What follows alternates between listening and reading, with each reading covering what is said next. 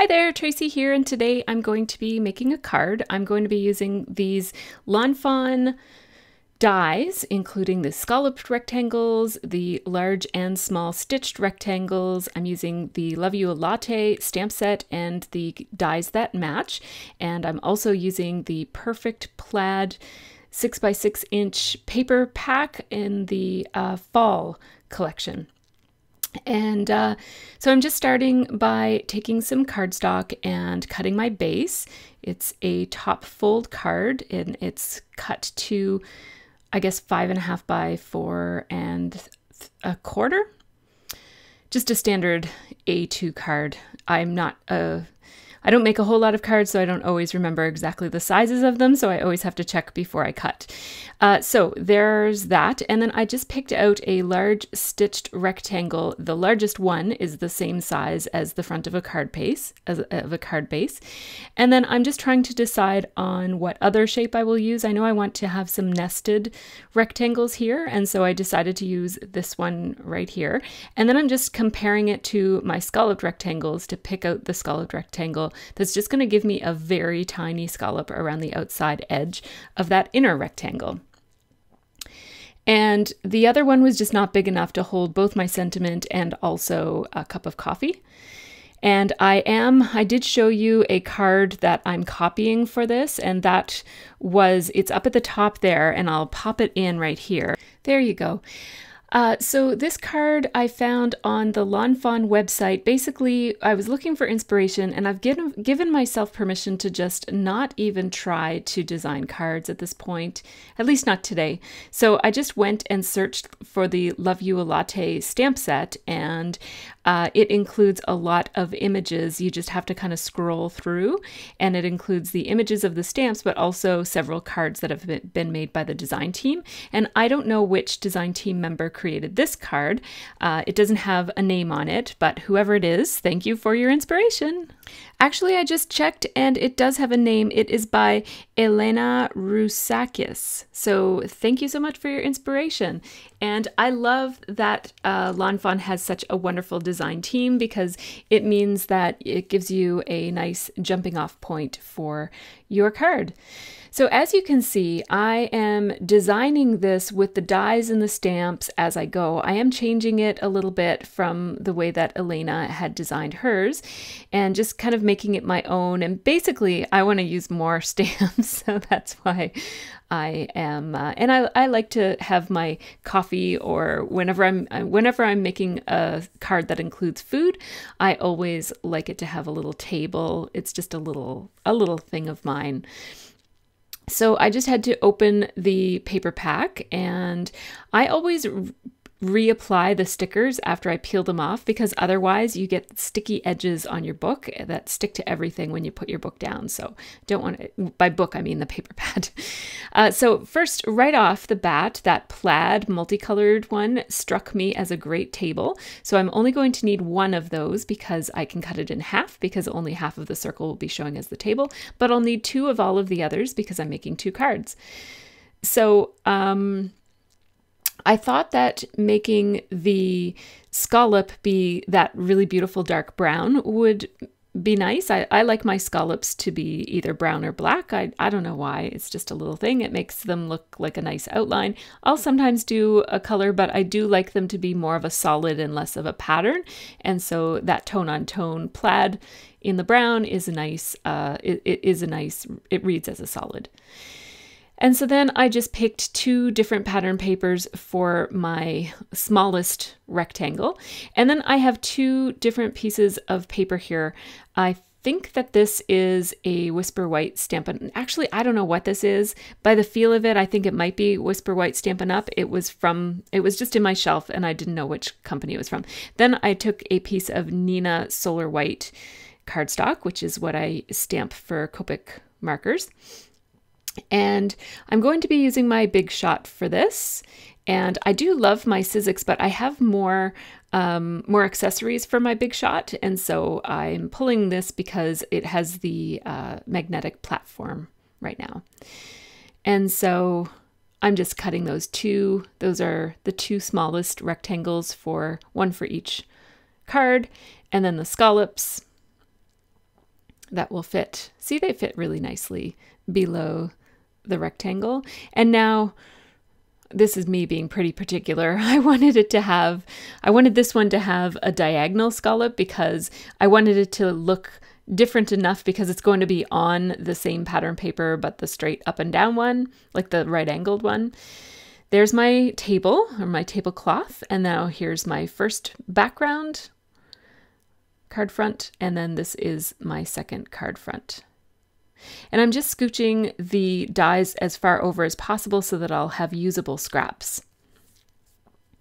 And I hang on to those scraps. I'm just gonna make them so that they're all the same size and stick them inside with the pad of paper.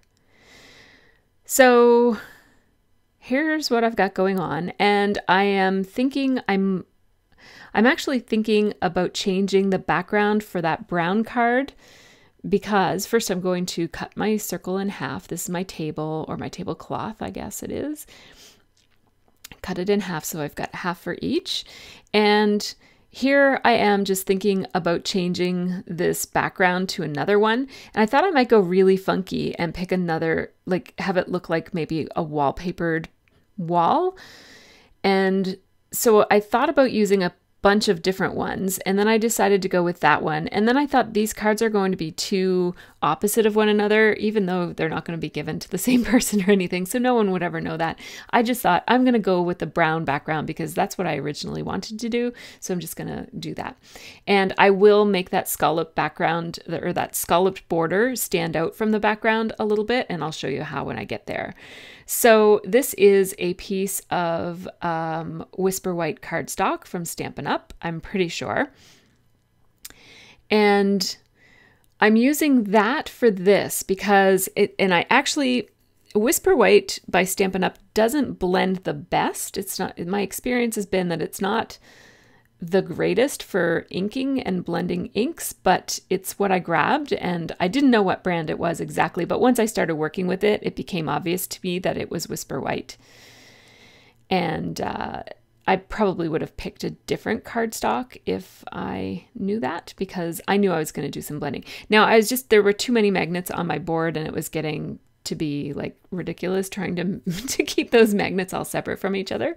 So I just stuck two of them over on a piece of metal I have beside me.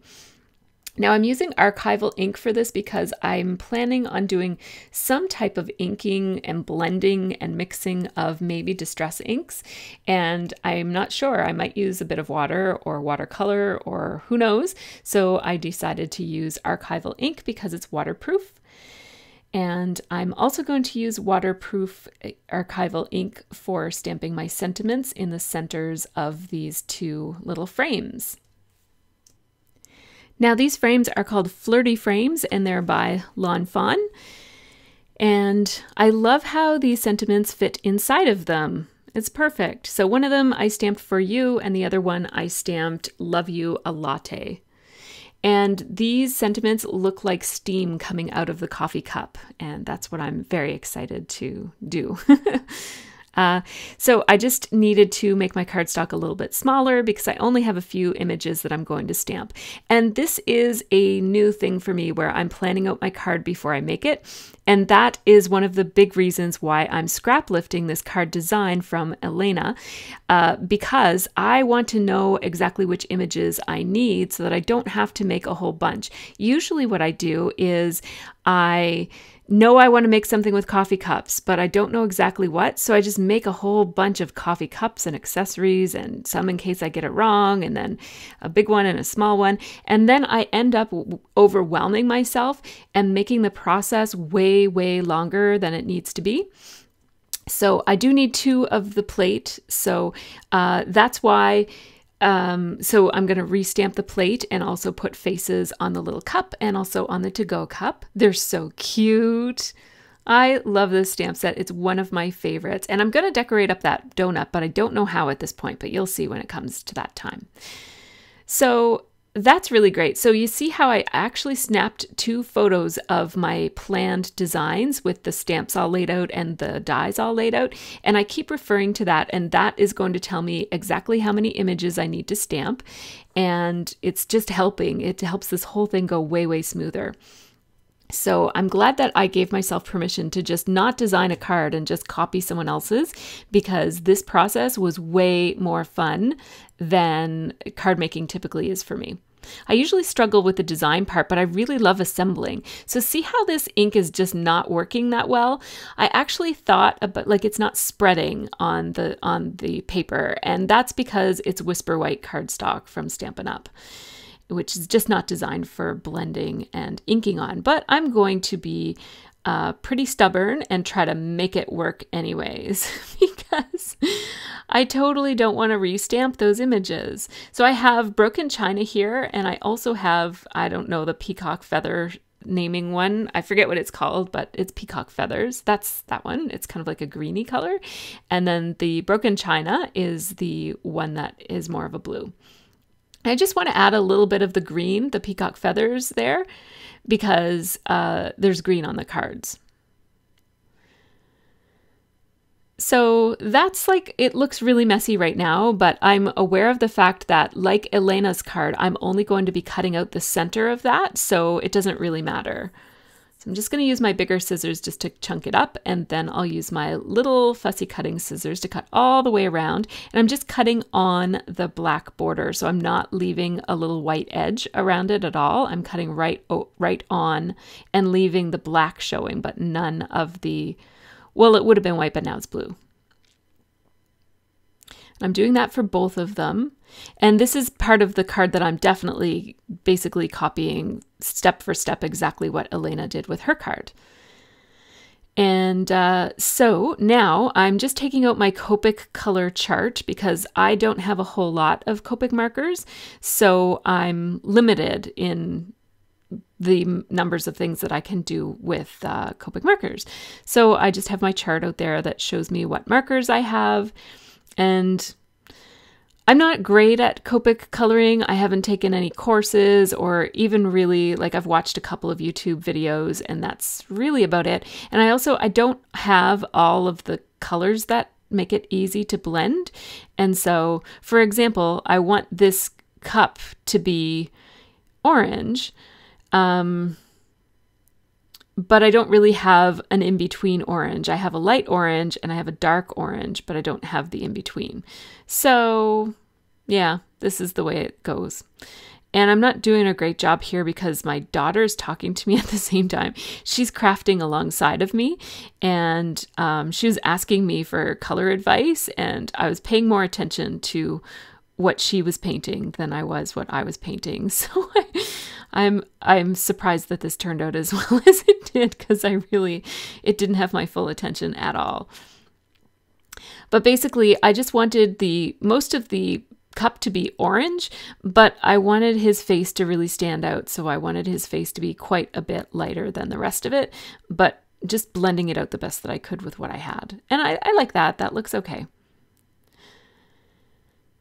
And I just try to remind myself that it doesn't have to be perfect. Whoever receives this card, they're probably not a crafter, and they probably don't even know how much time it takes to color in all these silly images. And so if it's not perfect, it really doesn't matter. I don't think that the person who gets it is going to, throw it back at me and say, do this over again. This is shoddy workmanship. I hope not anyways. That'll be the last time they get a card from me. So making the... Oh, I should have told you the colors. I am such an amateur here. Let me see. This is, I think it's E13 that I'm blending this out with, like the lighter one. It's a sketch, so I can't really see the color very well. At some point, I'm going to remember to start showing you guys the marker ends so that you can know the colors that I'm using. But they're probably not the best colors to use anyways. Just use what you have. It doesn't really matter. You don't have to use the ones that I use. So here, I think this is, yeah, it's E27. And I'm just putting down. So sometimes I go from light to dark, and sometimes I go from dark to light. I don't really have a preferred way of doing it because I color so infrequently that I just kind of smear the color around until it looks reasonable. I'm done. So there, see, that looks fine to me. So that was R08, and I don't know what that Chow one was. I think it might be R13 though.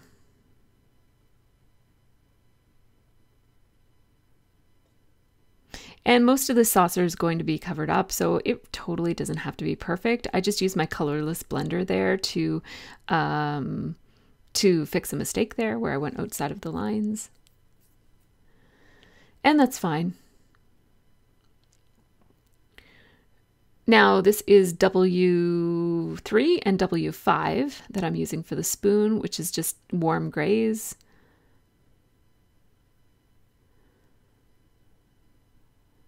There we go. That looks nice.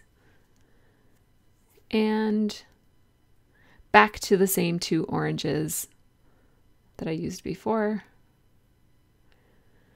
I just decided what's the point in choosing another color scheme when I know that this color looks fine. So, and it also picks up on the orange that's in the pattern paper on the card. So that's all good. So there we go. Everything except the donut and the lid is colored. So now donut. Which color is this?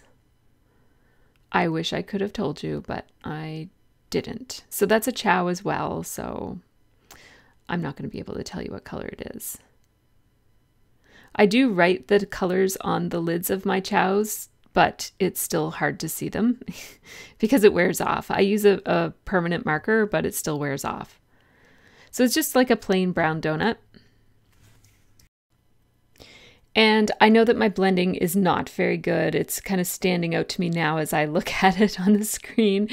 But as I said, it doesn't have to be perfect. I'm having fun, and I just love spending time in my craft room with my daughter. She was repainting some of her squishies, and so she was over there blending colors herself, trying to get the perfect vanilla and trying to make brown out of the colors that she had. And yeah, so we were learning the color wheel as we were here, as I was coloring. Now, this lid, I'm not trying to make it white. I want it to just look like a really, really pale bluish green to pick up on the bluish green that's already in the card. I don't want it to kind of stand out as being too bright. I just want it to look kind of neutral-ish. And all this talk about coffee made me thirsty. So I had to pour myself a cup. And I had to grab my Big Shot again because I'm going to run these through with the dies. I haven't used these dies. I have used this stamp set several times, but I haven't cut the dies yet. Maybe not several times, but I've used it once or twice. I know I made some Christmas cards with these adorable little coffee cups. And so I'm just using some Post-it note tape here, and I have my little wire cutters to cut apart the dies when I need to. My daughter must have called me off to help her with something. So the magnetic platform, sometimes it is a little stubborn with these smaller dies. I find that the magnetic platform is really helpful for using large dies, but with these little ones, sometimes the magnet kind of pushes it off to the side, like it won't stay put. And that's why I am using some low-tack tape here just to hold everything down and in place. Here, see? That's what's happening there. It has a mind of its own. There you go. Stay put. And finally, I'll cut out that cute, adorable little donut. It's so cute. And run that through, and of course I'll have to run it through again in order to get the second plate. And it is so much better cutting and coloring only what you need. So although I do have 2 of something here, it's much better than the multiples that I usually run through.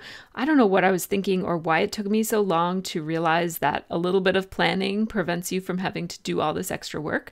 And so, well, I mean, I guess the good thing about doing extra work is that I have a little drawer of little scrapped, like Copic colored and die cut pieces that I never did put on cards because I might have made 3 cows and only used 2 or something like that. So I have a whole bunch of, like, a mishmash of little die cut lawn fawn colored shapes that I can use if I ever, want to do a card really quickly. But I find that I never do that. So what's the point of doing that anyways?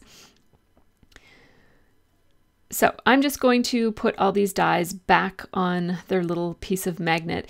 And one thing that I do is I check the back, and every time that I open a new set of those little dies, I count how many are in it and I write on the back 13 pieces, because that way when I'm putting things away, I can easily check and make sure that I have all the dies, especially for these little intricate dies that have lots of little parts. It's easy for one of them to get kind of swiped away in your scraps and put in the recycling bin instead of going back onto the magnetic sheet. So that's a little tip I have for your magnetic dies, or your little thin dies is what I mean. So now I'm thinking about what am I going to do with that donut, and I grabbed some white pearl paint and I thought I might put some white frosting on the donut, but I don't really like white frosting. I don't think it looks very nice. So then I picked some Nouveau drops in a turquoise color, and I thought maybe I would frost it with some Nouveau drops. And now this is where I'm a little challenged here visual spatially. I can never estimate very well what's going to fit with what, so I have to actually put things together in order to know how much space I'm going to need for various things. So this little cup and saucer and spoon is exactly the same as the card that Elena designed, and so I'm going to start with that. I just put all my little pieces together so that they don't get lost anywhere and I don't have to deal with figuring out how they go. And this is Walnut Stain, which is a distress ink, and I just used a little blending tool to put that around the edges of that. That will help this piece stand out from the background, which is almost exactly the same. It's basically the same pattern paper, but cut on a different angle. So I want this to stand out, and that does the job quite nicely, as you can see there. And now here's my table. And what I'm noticing here is that my table doesn't have a nice stitched bottom on it like the rest of the pieces. And I thought, oh, that's okay, it doesn't have to. And then I thought, yes, it does. So I grabbed my die, and I'm going to have to move everything over in order to make room. And I might as well put some ink on my other tablecloth while I'm at it. And I'm going to move everything over to make room to bring back my big shot.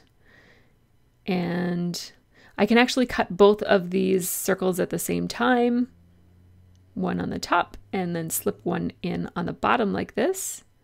I'm just making sure that it's straight because that's how it's going to line up with the bottom of the card. Run this through my big shot, like so. And now I have nice stitched edges on the bottoms of my tablecloths, where the table kind of goes off the edge of the card. And now here's my mistake. I'm putting pop dots on these. I already put pop dots on one of them, and now I'm putting pop dots on this, and I have not yet restamped the frame. So remember the little frame that I cut out with the sentiment inside of it? Well, I need the background of that frame to be on this little rectangle. And it's going to be a while before I figure out that I made a mistake with that. Here's me figuring it out. I'm like, wait a minute. I got to take all these off because I don't want to stick that down there yet. So I took all of those off, and I am going to glue the tablecloth on. I need to know where the table is going to go so that I can know where the coffee is going to go, so that I can know where the steam from the coffee needs to go.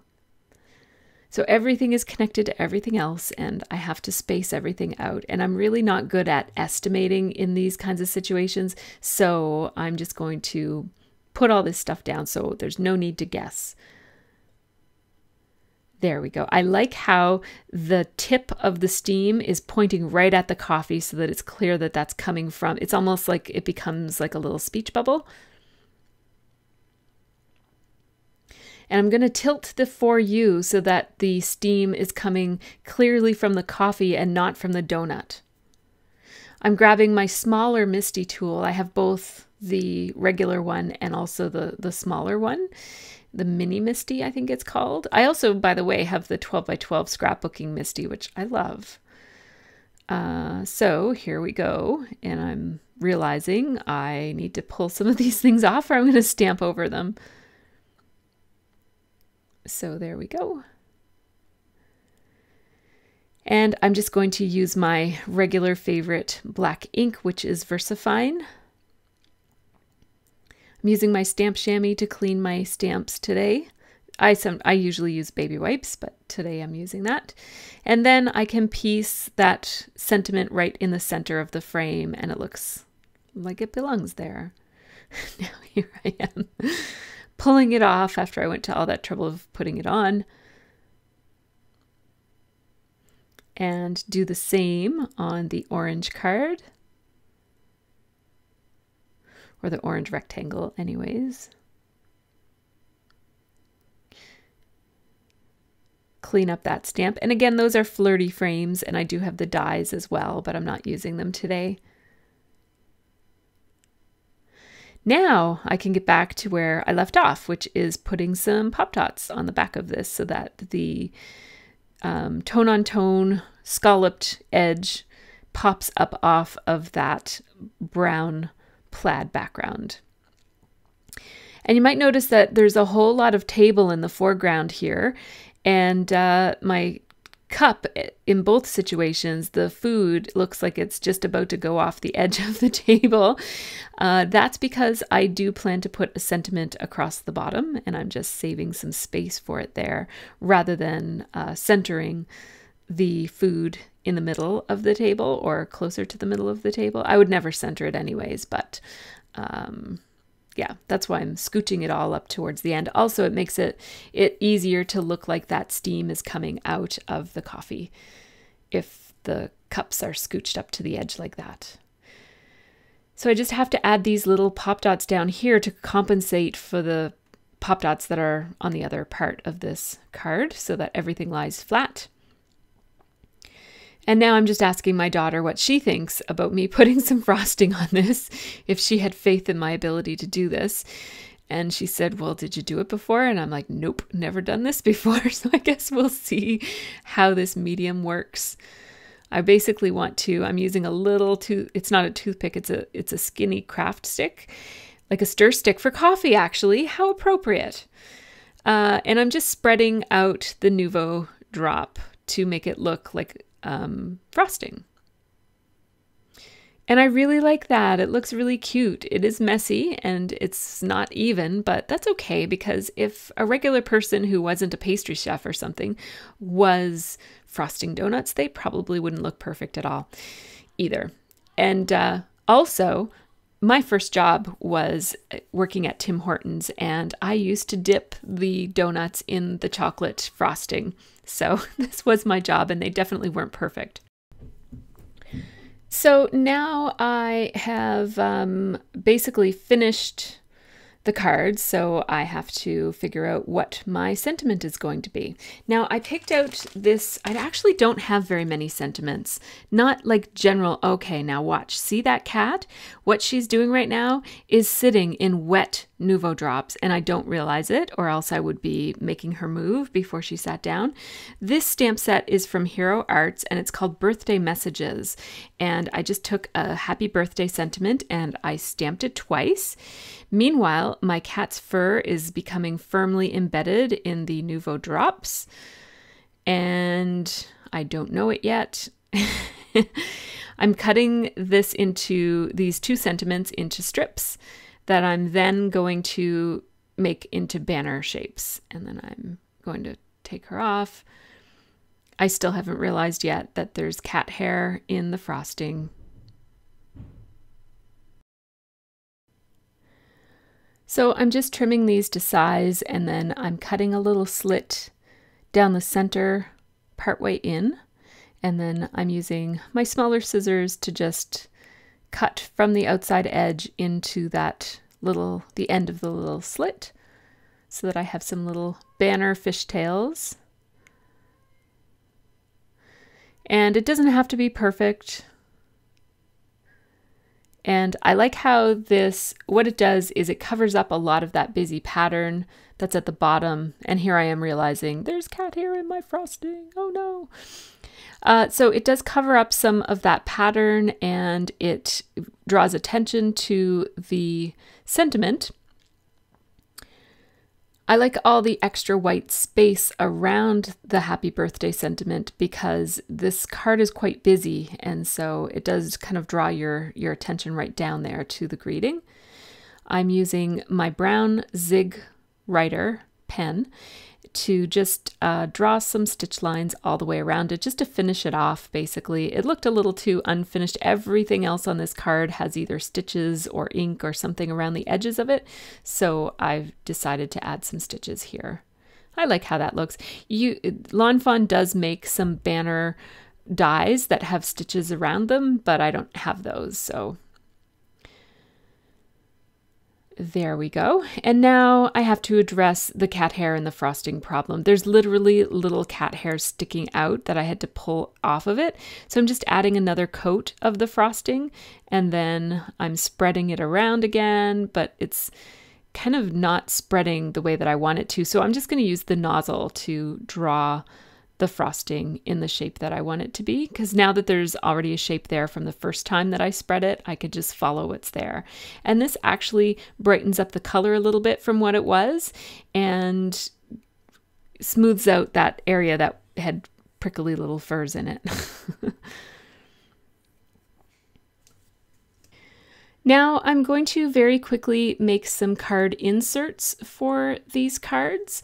And this is something that I don't always do, but I had some extra little strips of paper, so I decided to put them on the inside of the card. So I did cut, before I stamped the frames onto that piece of white cardstock, I cut 2 card bases, like 2 card inserts out of it. So these are cut at, I think it's 4 by 5.25.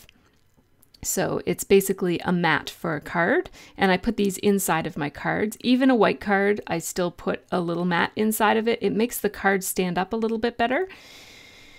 And so I'm just taking some of those strips, some of those scraps that I cut into before, and I'm pulling out some orange and some brown, and then I had these are the 2 little strips off of the bottom of the table when I ran it through the stitched rectangle die.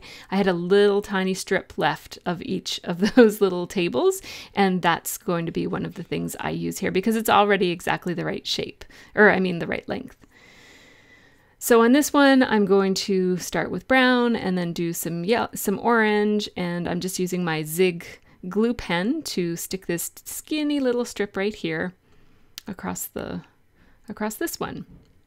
It also would have looked nice, kind of spaced out a little bit with a little strip of white between it and the orange. Kind of like what I did here at the bottom. And now in this one, I'm just changing the order of the strips a little bit. And there was still some glue. This is the glue from the paper pack. All the papers are glued at the top, and I just forgot to pull that off before I put it on the card. I'm outlining this just to give it a little bit more emphasis, and these are my little card inserts. Now I want to decorate it up even more, so I'm going to put the to-go coffee cup inside of this one, and then the coffee mug on inside of the other one. But first I'll put a little face on this. And I'm choosing different faces just because it's fun, different than what's on the outsides of the cards. I'm not going to color these in, adding some steam to my coffee mug. I'm just going to leave them as an outline shape. And then I was thinking about adding a little something, and I noticed that the stamp set had these little coffee beans, and I thought it might look fun to have the coffee beans just kind of like falling over on the side of the card, kind of like sprinkling. And I'm using Early Espresso ink from Stampin' Up, which is a nice dark brown. So that's fun. It adds some energy to the inside of the card as well. There we go. Put it inside like that. And now I can't turn this card upside down to put glue on it because the Nuvo drops haven't dried yet. So I'm putting glue on the card. And I didn't quite get it straight, but that's okay. It's straight enough. It's pretty close. And same with this one. There we go. And now they're all done. Look at them. They're so cute. And they were so much fun to make. I'm so happy that I gave myself permission to just copy the design team's layout as far as this card goes, and they are the experts on making cards, so I might as well use something that I know will work. And it was so much fun to put this together, and I think work on my coloring skills, and the more I do this sort of thing, the better I guess I'll get. That's the theory anyways. So thanks so much for watching. Take care and have a really great scrappy week.